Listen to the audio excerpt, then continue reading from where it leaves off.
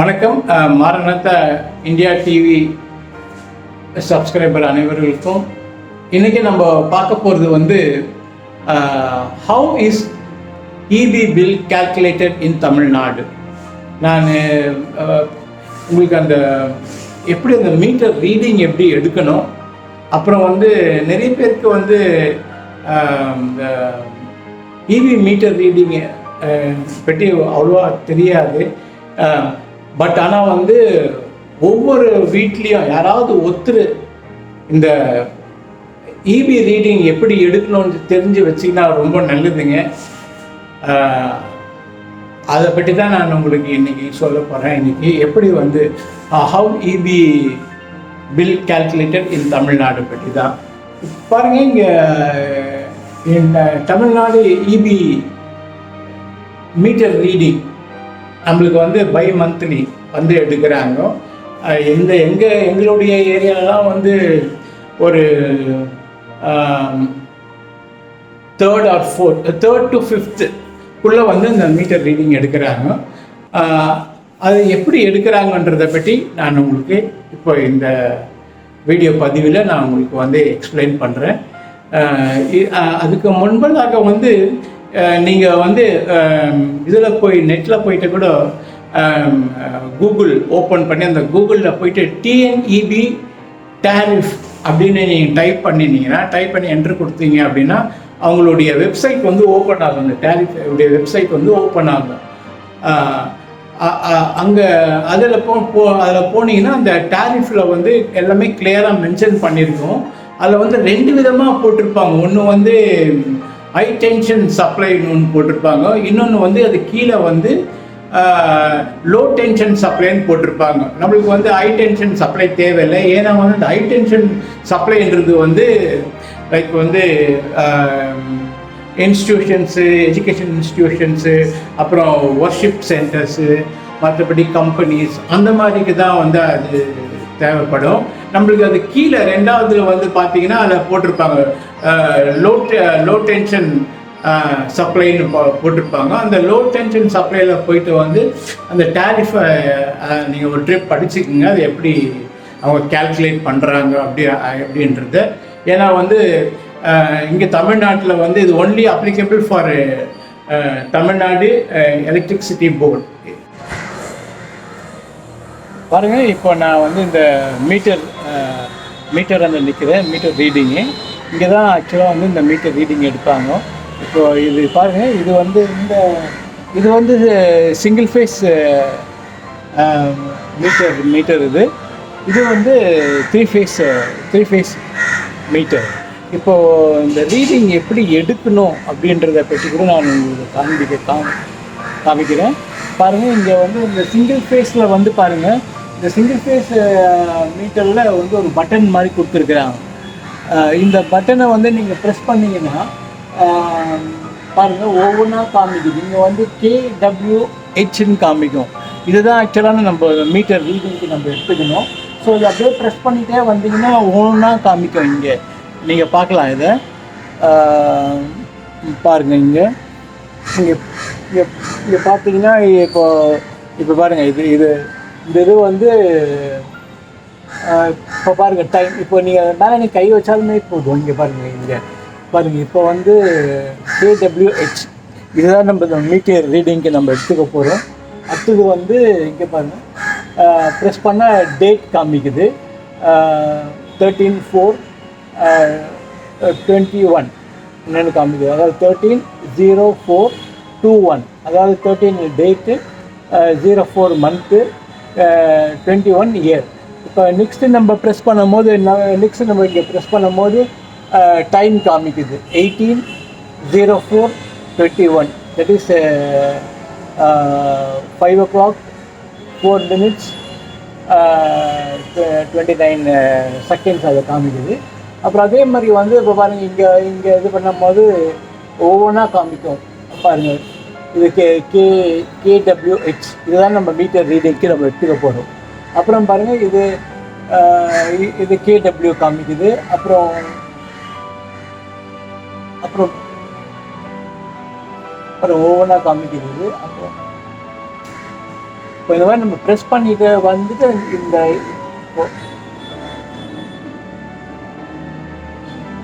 இப்போ இதுதான் நம்மளுக்கு தேவை. மீட்டர் ரீடிங்குடைய கரண்ட் ரீடிங் இதுதான் நம்மளுக்கு இப்போ தேவை. இது வந்து சிங்கிள் ஃபேஸ் பார்க்கலாம் நீங்கள். இது வந்து சிங்கிள் ஃபேஸ். அடுத்தது வந்து அதே மாதிரி வந்து 3 ஃபேஸில் எடுக்கணும், 3 ஃபேஸ் மீட்டர்லேருந்து நம்ம எடுக்கணும் அப்படின்னா அந்த மேலே இருக்கக்கூடிய பட்டனை வந்து நீங்கள் ப்ரெஸ் பண்ணிகிட்டே இருந்தீங்கன்னா ஒன்று ஒன்றா காமிக்கணும். இப்போ பாருங்கள், இப்போ பாருங்கள், இதை நான் ப்ரெஸ் பண்ணுறேன், ஒவ்வொன்றா சேஞ்ச் ஆகும். பிஎஃப் காமிக்குது, அப்புறம்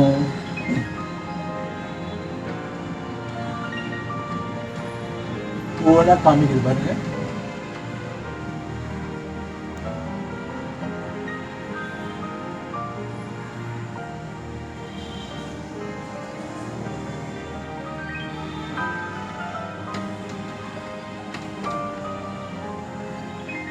இது வந்து KW காமிக்குது.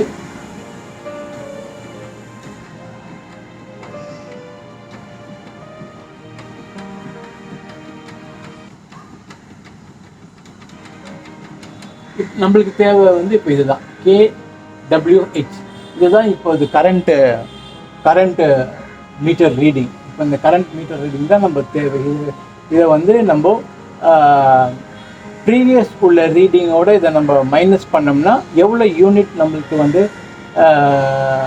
செலவாயிருக்குதுன்றது நம்மளுக்கு தெரியும். இப்போ பாருங்க, இப்போ இந்த TNEB உடைய மீட்டர் ரீடிங் வந்து எப்படி எடுக்கணுன்றத உங்களுக்கு நான் இப்போ சொல்ல போகிறேன். அது மாத்திரமே அந்த கால்குலேஷனும் நான் உங்களுக்கு எப்படி பண்ணணுன்றதை ஒர்க் பண்ணி காமிக்கிறேன். இது வீட்டில் யாராவது ஒருத்தர் தெரிஞ்சு வச்சிங்கன்னா ரொம்ப நல்லது. ஏன்னா வந்து மீட்டர் ரீடிங் எடுத்துகிட்டு போயிட்ட பிறகு நம்மளுக்கு ஒரு டவுட் இருக்கும், என்னது இது இவ்வளோ ரீடிங் வந்திருக்குது, என்ன இது கால்குலேஷன்னு அப்படி புரியலையே அப்படின்றது. அப்போது நம்ம யாராவது வீட்டில் ஒருத்தர் இந்த கால்குலேஷன் தெரிஞ்சு வச்சுக்கணும்னா ரொம்ப நல்லது. அவங்க எடுத்துகிட்டு போனால் கூட நம்ம கால்குலேட் பண்ணி பார்த்து கரெக்டாக ஏதாவது அதில் ஃபால்ட்டாக இருந்தால் நம்ம போய் கேட்கலாம். அதுக்காக தான் நான் இப்போ இதை உங்களுக்கு காண்பிக்கிறேன். எக்ஸாம்பிள், சும்மா ஒரு எக்ஸாம்பிளுக்காக நம்ம என்ன பண்ணலான்னா, இப்போ போன மந்த்து உடைய ரீடிங் சப்போஸ் இப்படி நம்ம எடுத்துக்கோம். 4th February 2021 உடைய ரீடிங் ஏதாவது ஒரு ஃபிகர் நம்ம எடுத்துக்குவோம். அப்புறம் அது கரண்ட் ரீடிங். இப்போ கரண்ட் ரீடிங் வந்து இந்த மாதம் வந்து 5th April வச்சுக்கோங்க. 5th April 2021. இப்போ எடுக்கக்கூடிய இந்த 5th April 2021 எடுக்கக்கூடிய ரீடிங் மைனஸ் 4th February 2021 உடைய ரீடிங்கில் நம்ம கழிக்கும் போது எவ்வளோ வருது, அதுதான் இந்த total unit for this month.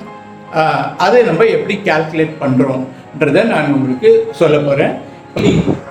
எப்படி எடுக்கணும் அப்படின்றத நான் பேசிக்கிட்ட கூட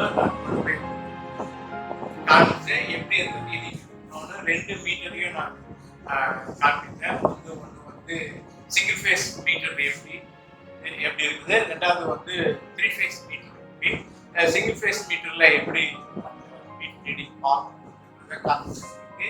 அப்புறம் 3 ஃபேஸ் மீட்டரில் வந்து எப்படி ரீடிங் நான் காமிச்சேன். உங்களுக்கு அது மேலே வந்து ஒரு பட்டன் இருக்கும். அந்த பட்டனை நீங்கள் ப்ரெஸ் பண்ணும் போது ஒவ்வொரு டைமை நீங்கள் ப்ரெஸ் பண்ணும்போது ஒவ்வொரு இது காண்பிக்கும்.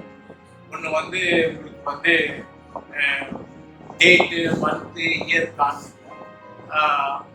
இன்னொன்று ப்ரெஸ் பண்ணும் போது டைம் காமிக்கும். டைமு, மினிட்ஸு, செகண்ட்ஸ் காமிக்கும் உங்களுக்கு.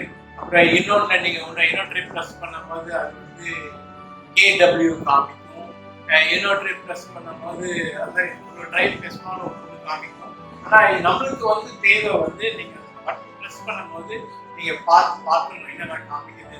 நீங்கள் ஒரு ட்ரிப் ப்ரெஸ் பண்ணும்போது KWHன்னு ஒன்று காமிக்கும். அந்த ரீடிங் தான் நம்மளுக்கு தேவை. அந்த அந்த ரீடிங்கை நம்ம ஒரு பேப்பரில் எழுதிக்கணும். அது வந்து நம்மளுக்கு வந்து அந்த கரண்ட் வந்து ரீடிங். இப்போ அந்த கரண்ட் ரீடிங் கிடைச்சது அப்படின்னா நம்மளுக்கு இந்த மந்த்து நம்ம எவ்வளோ யூனிட் நம்ம வந்து யூஸ் பண்ணியிருக்கிறோம் பார்க்கறதுக்கு அதுதான் அந்த ரீடிங். ஸோ வந்து நீங்கள் வந்து வீட்டில் யாராவது ஒருத்தர் இதை தெரிஞ்சிங்கன்னா அது ரொம்ப நல்லது. எப்படி அதை ரீடிங் எடுக்கணும், அப்புறம் அந்த எப்படி வந்து அதை கேல்குலேட் பண்ணி கரெக்டாக இருக்குதா, பில் வந்து கரெக்டாக இருக்குதா, எடுத்த பில் கரெக்டாக இருக்குதா அப்படின்னு வந்து செக் பண்ணிக்கலாம். இப்போ எங்களுடைய ஏரியாவிலலாம் வந்து மந்த் வந்து 3rd இல்லைன்னா 4th வந்துருக்கோம். இல்லைன்னா லாஸ்ட் வந்து அதாவது 3rd to 5th உள்ள வந்து நீங்க ரீடிங் எடுத்துட்டு நான் பண்ணுவாங்க பண்ணிட்டு கொடுத்துருக்கோம். அது நம்மளுக்கு வந்து ஒன்றும் அலங்காது. யூனிட் போட்டிருக்கோம், அப்புறம் பக்கத்தில் வந்து அமௌண்ட்டு போட்டிருக்கோம். நம்மளுக்கு அது ஒன்றுமே புரியாது. ஸோ அதனால வந்து இதை நம்ம தெரிஞ்சிங்கன்னா ரொம்ப நல்லது. அதுக்கு முன்னாடி நீங்கள் வந்து உங்களுடைய கூகுள் உங்களுடைய லேப்டாப்லேயோ இல்லை டெஸ்க்டாப்லேயோ நீங்கள் போயிட்டு நீங்கள் கூகுள் ப்ரௌசரை ஓப்பன் பண்ணிட்டு அதில் போயிட்டு வந்து நீங்கள் like TNEB Tamil Nadu electricity board TNEB tariff நீங்கள் போட்டிங்கன்னா அப்போ அதை நீங்கள் பார்க்கலாம், அதில் வரும். அப்போ அதுக்குள்ளே நீங்கள் போயிட்டு நீங்கள் அங்கே போயிட்டு அந்த டேரிஃபை நீங்கள் ஓப்பன் பண்ணீங்க அப்படின்னா அந்த டேரிஃபில் வந்து எல்லாமே கிளியராக இருக்கும். அந்த டொமஸ்டிக் பர்பஸ் நம்மளுக்கு அதுதான் தேவை. அந்த டேரிஃபை ஒரு ட்ரிப் பார்த்துக்கோங்க. ஏன்னா வந்து தமிழ்நாடு இது வந்து ஒன்லி ஃபார் தமிழ்நாடு ஸ்டேட்டுக்காக தான் எப்படி இந்த பில் கால்குலேட் பண்ணணும் அப்படின்னு. அந்த 0 to 100 யூனிட்ஸ் வந்து ஃப்ரீ, இதோ சார்ஜ் பண்ண போகிறது கிடையாது. நம்ம 100 யூனிட்ஸ்க்கு மேலே யூஸ் பண்ண போகிறோம். அந்த 100 சப்போஸ் வந்து நம்மளுக்கு வந்து லைக் வந்து நம்மளுக்கு வந்து ஒரு 170 யூனிட் ஆயிடுச்சு அப்படின்னா 100 யூனிட்ஸ் ஃப்ரீ. அப்போ 100 யூனிட்ஸ் அதுக்கு மேலே ஆன அந்த 70 யூனிட்ஸை நம்ம எப்படி பே பண்ணோம், எவ்வளோ ரேட் பண்ணணும், அதுக்கப்புறம் வந்து ஃபிக்ஸட் சார்ஜஸ் பண்ணுறாங்க. இது அதை எப்படி கேல்குலேட் பண்ணுவோம் அதெல்லாம் பார்க்கணும். ஏன்னா வந்து டோட்டலாக அவங்க பில்லில் வந்து அதெல்லாம் சொல்ல மாட்டாங்க. வீட்டில் நீங்கள் எடுத்தோம்னா உங்களுக்கு டோட்டல் யூனிட் இருக்கும், பக்கத்தில் வந்து எவ்வளோ அமௌண்ட்டு பே பண்ணணும்னா அவ்வளோதான் இருக்கும். பட் ஆனால் இந்த கேல்குலேஷன் தெரிஞ்சுக்கிட்டீங்கன்னா இப்போ நீங்கள் வந்து ஓகே இவங்க எடுத்தது கரெக்டு, யூனிட்ஸ் கரெக்டாக இருக்குது, யூனிட்டோட நம்ம அந்த அமௌண்ட்டை கால்குலேட் பண்ணி என்ன அப்படி கரெக்டாக இருக்குது வந்து நம்ம இது பண்ணால் அதுக்கு தான் நான் ஒரு டேபிள் போட்டிருக்கேன். இப்போ வந்து நான் ஒரு டொமஸ்டிக் டேபிள் வந்து நான் போட்டு காமிச்சிருக்கேன். இதை நீங்கள் பாருங்க. இது வந்து ஸ்கீம், இது வந்து யூனிட், இது வந்து பேர் யூனிட் எவ்வளோ, அப்புறம் வந்து ஃபிக்ஸட் சார்ஜஸ் பேர் மந்த். இப்போ 0 to 100 அப்போ 100 யூனிட்ஸ். இந்த 100 யூனிட்ஸ் நம்ம ஏதோ பே பண்ண வேண்டியது தேவையில்லை. 0 நம்ம பே பண்ண வேண்டிய அதான் நம்மளுக்கு. சப்போஸ் வந்து 170 ஆயிடுச்சு அப்படின்னு சொன்னேன். அப்போ இங்க பாருங்க, அப்போ 0 to 200 யூனிட்ஸ் அவங்க கொடுக்குறது, இது கொடுக்குறது. அதாவது 200 யூனிட்ஸ் வரைக்கும் 200 அது 200 கீழே யூஸ் பண்ற அந்த யூனிட்க்கு அவங்க எவ்வளோ சார்ஜ் பண்றாங்கன்னா 1 ரூபி 50 பைஸ் சார்ஜ் பண்றாங்க. 1 ரூபி 50 பைஸ் சார்ஜ் பண்றாங்க. இது வந்து அது வந்து ஃபிக்ஸட் பேர் மந்த் வந்து ஃபர்ஸ்ட் வந்து 20 ரூபாய் நம்ம கட்டணும். அப்புறம் சப்போஸ் வந்து இன்னொரு கேஸ் வந்து 500 யூனிட் ஆயிடுது. இப்போ சப்போஸ் வந்து ஒரு 450 யூனிட் இந்த மாசம் ரீடிங் வந்துச்சு அப்படின்னா அதுக்கு நம்ம எப்படி கால்குலேட் பண்ணணும்? நான் உங்களுக்கு சொன்னேன் 100 யூனிட் ஃப்ரீ. அந்த 100 யூனிட்க்கு ஃப்ரீக்கு நம்ம எதுவும் பே பண்ண வேண்டிய அவசியம் இல்லை. அடுத்து அவங்களுடைய டேரிஃப்ல வந்து 200 யூனிட்ஸ் உள்ள ஆச்சுன்னா அது எப்படி எவ்வளோ பே பண்ணோம். அந்த 200க்கு மேல போச்சுன்னா அந்த அமௌண்ட் அந்த பேலன்ஸ் எப்படி கால்குலேட் பண்ணணும்னு சப்போஸ் இப்போ பாருங்க, இப்போ வந்து டோட்டலா 200 யூனிட்ஸ் ஆச்சுன்னு ஒரு எக்ஸாம்பிள் இருக்கு. இப்போ நம்மளுக்கு 200 யூனிட்ஸ் ஆயிடுச்சு. இப்போ 200 யூனிட் ஆச்சுன்னா 100 யூனிட் வந்து நம்மளுக்கு வந்து ஃப்ரீ. அப்போ மீதி உள்ள 100 யூனிட்ஸ், அந்த 100 யூனிட்ஸ்க்கு நம்ம பே பண்ணணும். அதாவது அந்த 100 யூனிட்ஸ்க்கு 1 ரூபி 50 பைசா கால்குலேட் பண்ணி எவ்வளோ வருதோ ப்ளஸ் 20. அடுத்தது வந்து சப்போஸ் 0 to 500 யூனிட்ஸ், 500 யூனிட்ஸோ இல்லை 470 இல்லை 480 எவ்வளோ அந்த 500 மேலே போகக்கூடாது 500. அப்போ அந்த மாதிரி ஆச்சுன்னா அதை எப்படி கால்குலேட் பண்ணணும்? நம்ம பார்க்கணும். அதாவது வந்து 0 to 100 வந்து நம்ம எதுவும் பேமெண்ட் பண்ணி அவசியம் இல்லை இந்த கேஸ்ல. அப்புறம் 101ல இருந்து 200 யூனிட்ஸ்க்குள்ள வந்து அவங்க சார்ஜ் பண்றது 2 ருபீஸ். தென் வந்து 200 மேல 201 up to 500 இது வந்து ருபீஸ் 3. இப்படிதான் கால்குலேட் பண்றாங்க. பிளஸ் 30 ருபீஸ் வந்து ஃபிக்ஸட் சார்ஜ் பேர் மந்த். அப்புறம் இன்னொரு கேஸ்ல வந்து சப்போஸ் வந்து 500 மேல போகுது ரீடிங், அதாவது யூனிட்ஸ் செலவு பண்றோம் அப்படின்னா அந்த 500க்கு மேல போறத வந்து அதை எப்படி கால்குலேட் பண்ணணும்ன்றத வந்து நான் எக்ஸ்பிளைன் பண்ணி காமிக்கிறேன். அதாவது வந்து 100 வரைக்கும் யூனிட்ஸ் இருந்ததுன்னா எதுவும் பண்ண வேண்டிய அவசியம் இல்லை, ஃப்ரீ. 100க்கு மேல போயிடுச்சு ஆனால் 200க்குள்ள இருக்குதுன்னா அதோடைய கால்குலேஷன் எப்படி? சப்போஸ் வந்து 0 to 500 போயிடுச்சுன்னா அப்போ நம்ம எப்படி கால்குலேட் பண்ணுறோம்? அப்புறம் 500க்கு மேல போயிடுச்சுன்னா அதை எப்படி கால்குலேட் பண்ணுறோம்? ஃபார் எக்ஸாம்பிளுக்காக நான் வந்து இப்போ உங்களுடைய மீட்டர் ரீடிங் புக் இருக்கும், கார்டு இருக்கும், மீட்டர் ரீடிங் கார்டு இருக்கும். அந்த கார்டில் உங்களுக்கு மீட்டர் ரீடிங் கார்டில் வந்து இந்த மாதிரி போட்டிருப்பாங்க. என்ன போட்டிருப்பாங்கன்னா date of reading, consumption units, CC charges, government subsidy போட்டிருப்பாங்க. இப்போ அந்த இதில் வந்து நான் வந்து ஒரு சாம்பிள் பார்க்க நான் வந்து ஒரு ஃபிகரை நான் எடுத்துக்கிறேன். அதாவது வந்து லைக் வந்து ப்ரீவியஸ் மந்த் வந்து நான் வந்து 4th February ஒரு சாம்பிள் ஃபிகர் நான் எடுத்துக்கிறதுக்காக லைக் வந்து நான் என்ன பண்றேன் வந்து 4th February 2021 ரீடிங் வந்து 22,318 எடுத்துக்கிறேன். அப்புறம் வந்து கரண்ட் மந்த் ரீடிங்கை வந்து 5th April 2021 இந்த ரீடிங்கை வந்து 22,815 எடுத்துக்கிறேன். அப்போ இந்த ஃபிகரோட இது வந்து ஜாஸ்தி, இந்த கரண்ட் ரீடிங்.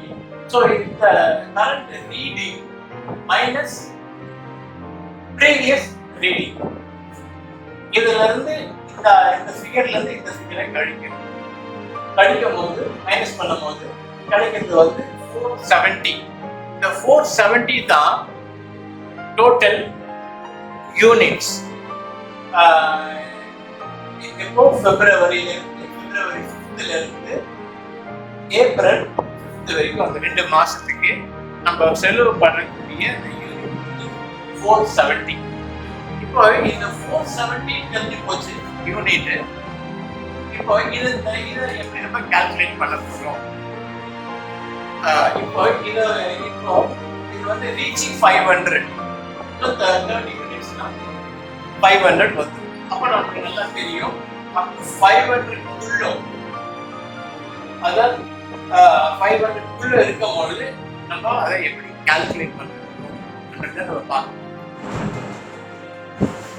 பாருங்க இப்போ நம்மளுக்கு வந்து இந்த கால்குலேஷன் மூலமா இந்த கரண்ட் ரீடிங் மைனஸ் ப்ரீவியஸ் ரீடிங்ல இருந்து நம்ம கழிக்கும் போது நம்மளுக்கு கிடைச்சது வந்து 470 யூனிட்ஸ். அதாவது அந்த 2 மாசமா, அதாவது வந்து 5th February to 5th April வரைக்கும் நம்ம யூஸ் பண்ணின யூனிட்ஸ் வந்து கிடைச்சிச்சு. இது வந்து 470. ஓகே, இந்த 470 எப்படி இந்த யூனிட்டை வச்சு நம்ம எப்படி கால்குலேட் பண்ணி எவ்வளவு பில் நம்மளுக்கு இந்த மாசம் நம்ம பே பண்ணணும் அப்படின்னு நான் வந்து எங்களுக்கு ஒரு டேபிள் போட்டு வச்சிருக்கேன். டேபிள் மூலமாக கூட நீங்க ஈஸியா அதை வந்து நீங்க அண்டர்ஸ்டாண்ட் பண்ணிக்கலாம். இப்போ வந்து கிடைச்சது வந்து 470 யூனிட்ஸ். இப்போ இந்த 470 யூனிட்ல எப்படி நம்ம கால்குலேட் பண்ண போறோம் அந்த டாரிஃபை பார்த்து அப்படின்னு போது ஒன்று நம்மளுக்கு தெரியும், அப் டு 100 யூனிட்ஸ் வந்து நமக்கு ஃப்ரீ. தென் 100 யூனிட்க்கு மேல போற நெக்ஸ்ட் பிளான் வந்து உங்களுக்கு 100 யூனிட் மேல, அதாவது 101 இருந்து 200 குள்ள இருக்கிறதுக்கு எப்படி கால்குலேட் பண்ணும். தென் அப்புறம் 200க்கு மேல 500க்கு குள்ள 500க்கு குள்ள இருக்கிறத நம்ம எப்படி கால்குலேட் பண்ணணும். தென் வந்து 500க்கு மேல லைக் 501 ஆயிடுச்சுன்னா கூட அதை எப்படி கால்குலேட் பண்ணணும் அப்படின்றது 4 இது. இப்ப இந்த இதெல்லாம் நம்ம பார்ப்போம். இந்த 4 இதுல இது எந்த கேட்டகரியில வருதுன்றது நம்ம பார்க்க போறோம். இது வந்து 470 யூனிட்ஸ். அப்போ வந்து இது வந்து இங்க தேர்ட்ல வருது.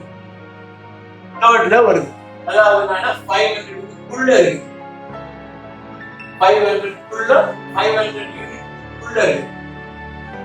அப்போ வந்து இதை எப்படி நம்ம கால்குலேட் பண்ண போறோம் நம்ம பார்க்க போறோம். அதுதான் வந்து உங்களுக்கு இங்க எக்ஸ்பிளைன் பண்றேன்.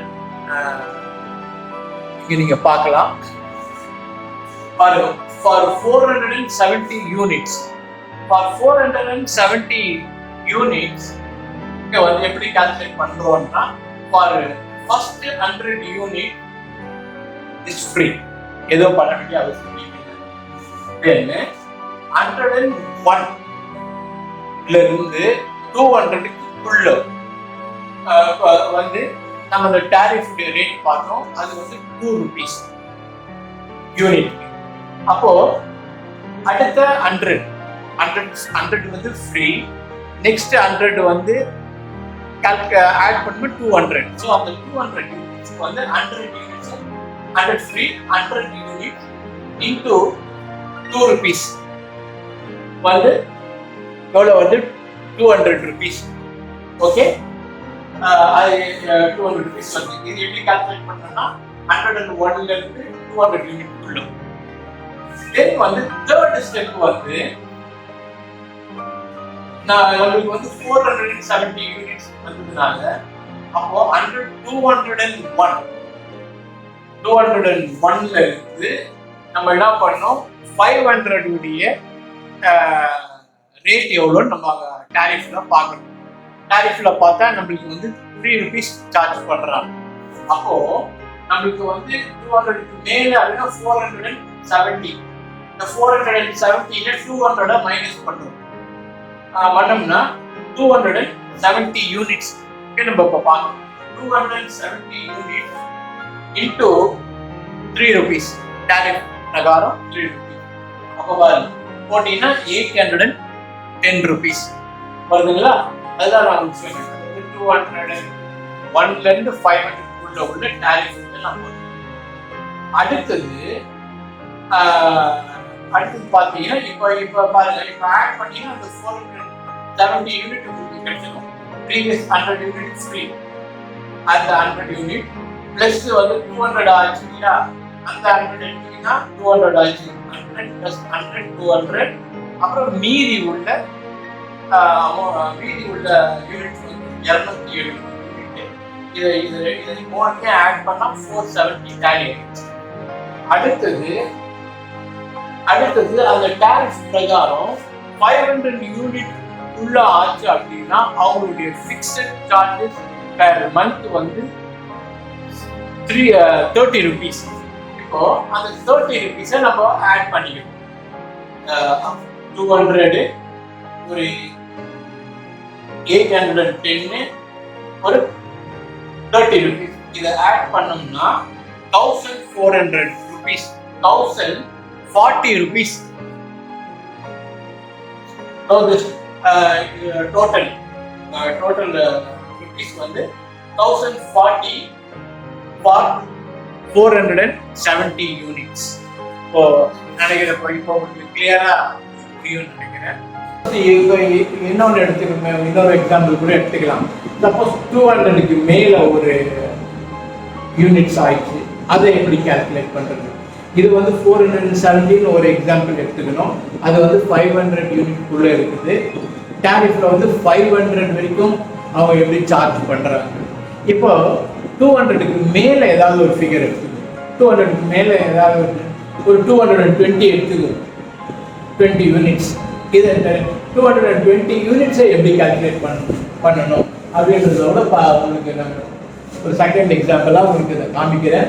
இப்போ ஃபார் 220 யூனிட்ஸ்க்கு ஃபர்ஸ்ட் 100 யூனிட்ஸ் ஃப்ரீ.